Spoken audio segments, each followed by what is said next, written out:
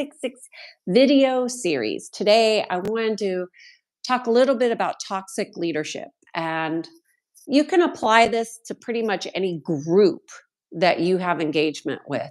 That would include your family, your teams, an executive team, any organization where there's a group of three or more. And if you have a toxic leader in the midst, and I thought I would give an example of this one leader that I know, although I have not consulted to him. I've consulted to his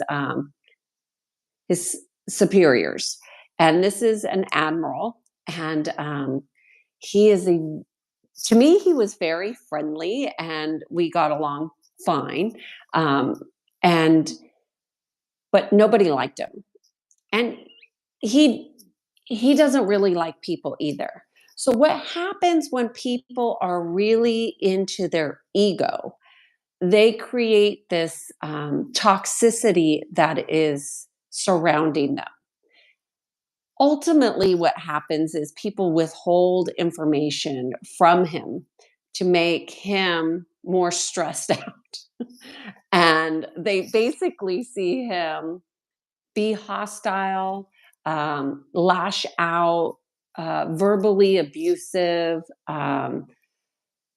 very angry towards people. And what happens with that is the team really starts to create the cycle because they're on his team, but they don't like him. They don't like how he treats them. And then they start to sabotage him, not telling him things that might be important. And but he doesn't know any of this is happening because he's in his ego and he thinks he knows everything that he needs to know because he thinks that because he says so, therefore it is. Um, so what's happening is he's getting more and more stressed. The team is kind of enjoying him getting more stressed, and that shows up in his gaining weight, a significant amount of weight, being more stressed out, being more hostile, more angry, more frustrated. And I'm giggling and laughing, but it's literally a cycle. You resonate with those types of people. And he's so stressed out, he doesn't even know he's stressed. So, how do you deal with those types of situations? And I think the most important thing that most people miss is that whole cycle between him and his team and anybody who's in his fear or receives the wrath that he puts out. That is going to be a resonance. That means that this person must be putting off a frequency in which you resonate with it. Doesn't mean, excuse me, I have an itch on my nose. Doesn't mean that you like it, but it does mean that there is some kind of resonance, meaning frequency. There's a learning that needs to happen. And I think this is the piece that can help most people learn these issues, learn these things so they don't have to repeat them. See, patterns repeat until you learn what you need to learn, and then you can move on. So there's a couple ways that you could get out of it. One is to learn all your lessons, and then you won't resonate with them. You literally will fall away from their consciousness. It won't bother you, won't bother them, they won't bother you. He could get mad, angry, and it won't affect you in any way. But even if he's yelling at you, it'll roll right off. It won't stick because there's not a resonance there when you've learned your lessons. The other thing is to find, and this is the hardest part, is to find a way to be grateful for what they are showing you. I mean, literally grateful. And when I say learn your lessons, I'm not just saying learning them intellectually. They have to be integrated through all of your bodies. But you got to learn your lessons so you don't repeat them. So why would you resonate with somebody who's so hostile, volatile, angry, stressed out? Why would you resonate with that? Because something in you needs to address that within yourself. That's why. So when you learn the lessons, then these things could happen and it won't even bother you. The goal is to be neutral around people who are like this, and you know, and then determine whether you want to continue to work with people like that. Normally, you'll just end up finding another job, something out of the blue will be offered, or the way the universe works is that something will just emerge and that you'll move on to something different when you no longer resonate with it. That's how it works.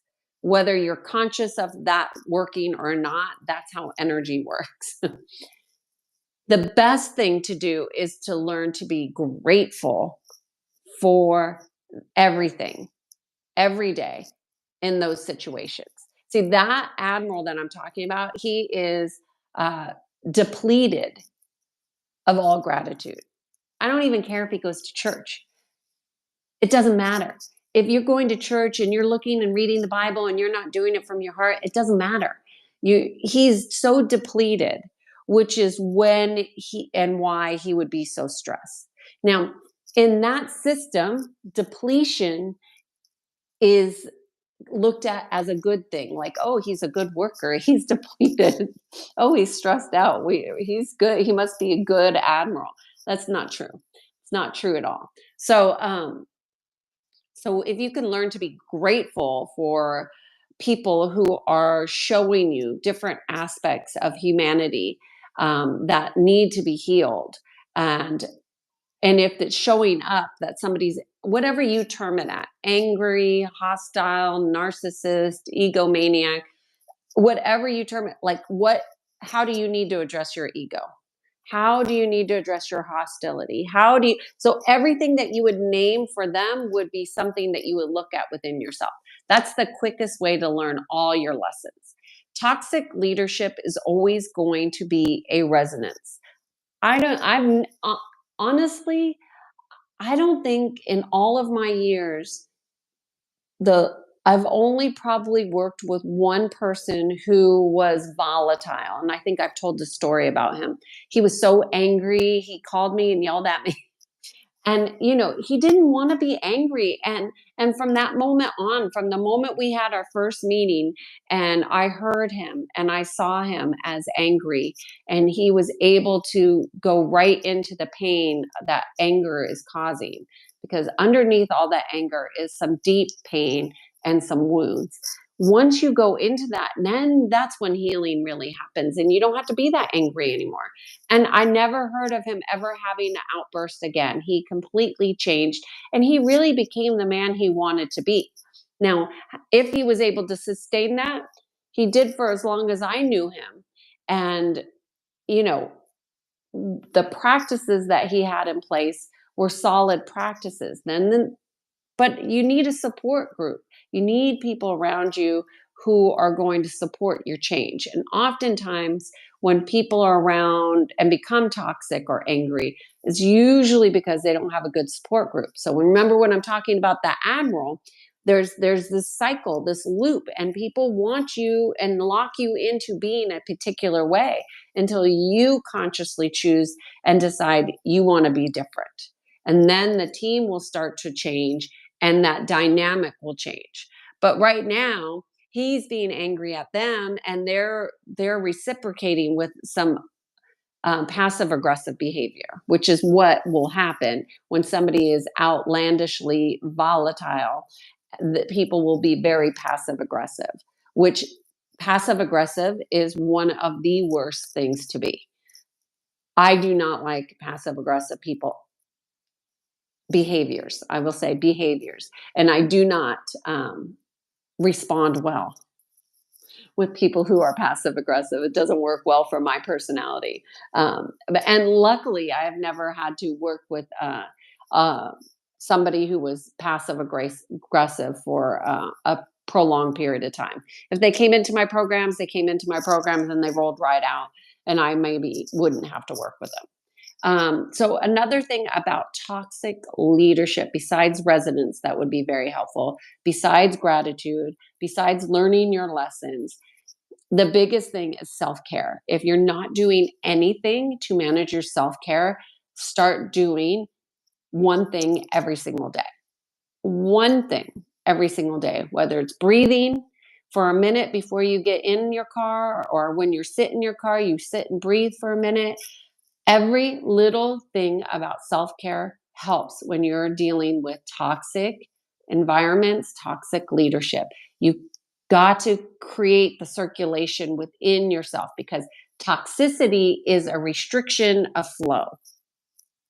Long story short, that's the end of what toxic leadership is. So there's a restriction of flow. So for you personally to do breaths, do 100 breaths a day. That would be a good way to start, but do something for self-care every single day. I hope you found this helpful. I am Kiana Sage from Being in Sync. This is a video series 366 where I'm putting out little bits of information every day on so many different topics on how you can be aligned to being in sync. I guide people to peace. Cheers and happy Friday.